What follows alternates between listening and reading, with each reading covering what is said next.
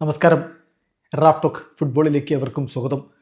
ISL തുടങ്ങാനിരിക്കവേ Kerala ബ്ലാസ്റ്റേഴ്സിൻ്റെ മറ്റൊരു വിദേശ താരം കൂടി ബ്ലാസ്റ്റേഴ്സ് വിട്ടിരിക്കുകയാണ്. കാര്യം ഒഫീഷ്യലായിട്ട് ഇപ്പോൾ ബ്ലാസ്റ്റേഴ്സിനെ അറിയിച്ചിരിക്കുന്നു മറ്റാരുമല്ല, സ്പാനിഷ് താരം സെൻറ്റർ ബാക്കായ യുവാൻ റോഡ്രിഗസ് ആണ് ബ്ലാസ്റ്റേഴ്സ് വിട്ട് സ്പെയിനിലേക്ക് തന്നെ മടങ്ങിയിരിക്കുന്നത്.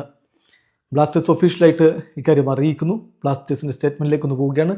താങ്ക് യു യുവാൻ എന്ന് പറഞ്ഞുകൊണ്ട് അവർ തുടങ്ങുന്നു. എന്നിട്ട് പറയുകയാണ്, കേരള ബ്ലാസ്റ്റേഴ്സും യുവാൻ റോഡ്രിഗസും മ്യൂച്വലി പരസ്പരം വഴി പിരിയാൻ വേണ്ടി തീരുമാനിച്ചിരിക്കുന്നു. ഡിഫൻഡർ അദ്ദേഹത്തിൻ്റെ പുതിയ ചാലഞ്ച് സ്വന്തം നാട്ടിൽ സ്പെയിനിൽ തുടരാൻ വേണ്ടി തീരുമാനിച്ചിരിക്കുന്നു. സോ അദ്ദേഹം മാർബല്ല FC ജോയിൻ ചെയ്യുകയാണ് എന്ന കാര്യം കൂടി അറിയിക്കുന്നു. Wishing you nothing but the best for what lies ahead എന്ന് പറഞ്ഞുകൊണ്ട് അദ്ദേഹത്തെ യാത്രയാക്കുന്നു കേരള ബ്ലാസ്റ്റേഴ്സ്.